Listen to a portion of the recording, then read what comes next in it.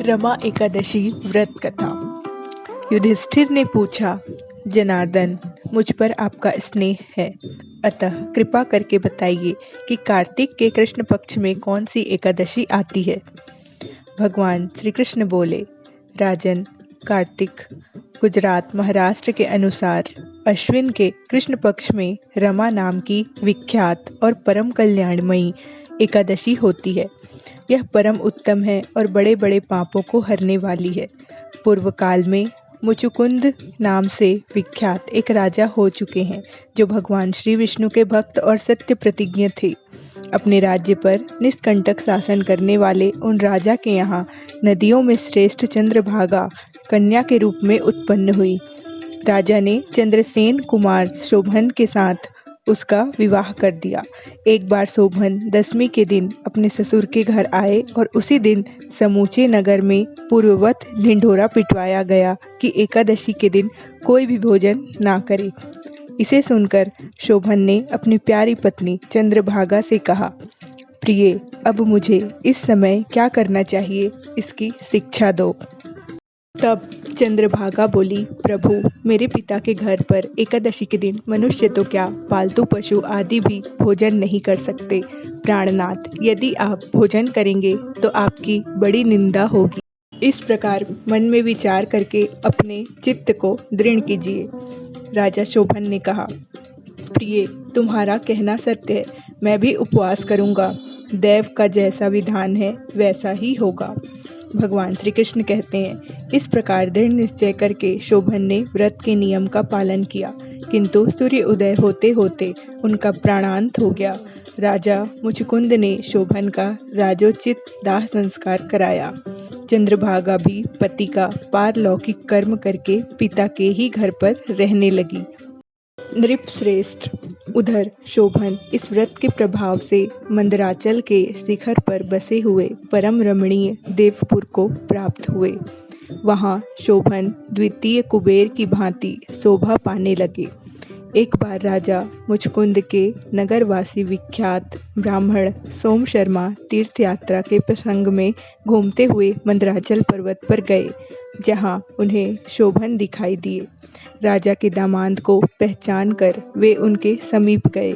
शोभन भी उस समय द्विज श्रेष्ठ सोम शर्मा को आया हुआ देखकर शीघ्र ही आसन से उठ खड़े हुए और उन्हें प्रणाम किया।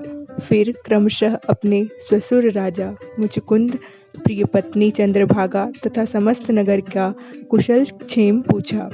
सोम शर्मा ने कहा, राजन, वहाँ सब कुशल है। आश्चर्य है, ऐसा सुंदर और विचित्र नगर तो कहीं किसी ने भी नहीं देखा होगा। बताओ तो सही, आपको इस नगर की प्राप्ति कैसे हुई।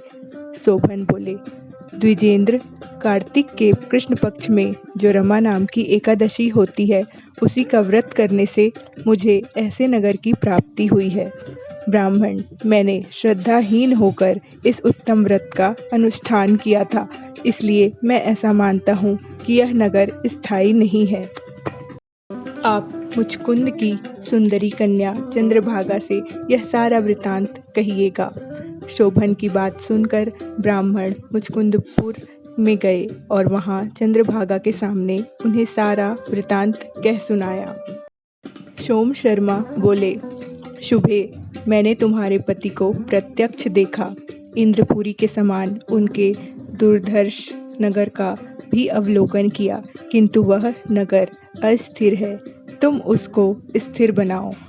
चंद्रभागा ने कहा, ब्रह्मर्षि, मेरे मन में पति के दर्शन की लालसा लगी हुई है।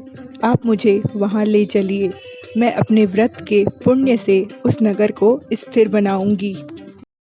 भगवान श्री कृष्ण कहते हैं, राजन, चंद्रभागा की बात सुनकर सोम शर्मा ने उसे साथ ले मंदराचल पर्वत के निकट वामदेव मुनि के आश्रम पर गए। वहाँ ऋषि के मंत्र की शक्ति तथा एकादशी सेवन के प्रभाव से चंद्रभागा का शरीर दिव्य हो गया तथा उसने दिव्य गति प्राप्त कर ली।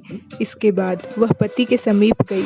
अपनी प्रिय पत्नी को आया हुआ देखकर शोभन को बड़ी प्रसन्नता हुई। उन्होंने उसे बुलाकर अपने वाम भाग में सिंहासन पर बिठाया। तदनंतर चंद्रभागा ने अपने प्रियतम से यह प्रिय वचन कहा, नाथ, मैं हित की बात कहती हूँ, सुनिए।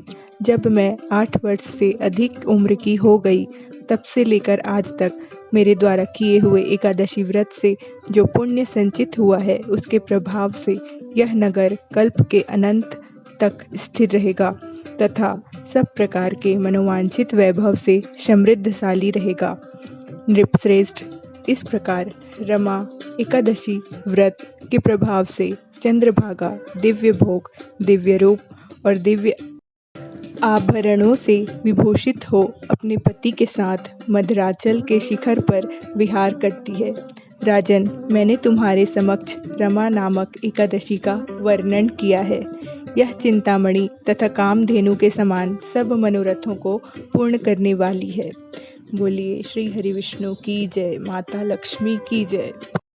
ऐसी ही धार्मिक वेदों शास्त्रों में वर्णित भगवान की पूजा पाठ से संबंधित उपाय और व्रत कथा, व्रत के नियम, पूजा विधि जैसी वीडियो देखने के लिए हमारे चैनल में बने रहिए। अगर आप इस चैनल में पहली बार आए हैं तो चैनल को सब्सक्राइब कर लीजिए। मिलते हैं फिर से एक नई वीडियो के साथ। तब तक के लिए जय माँ लक्ष्मी।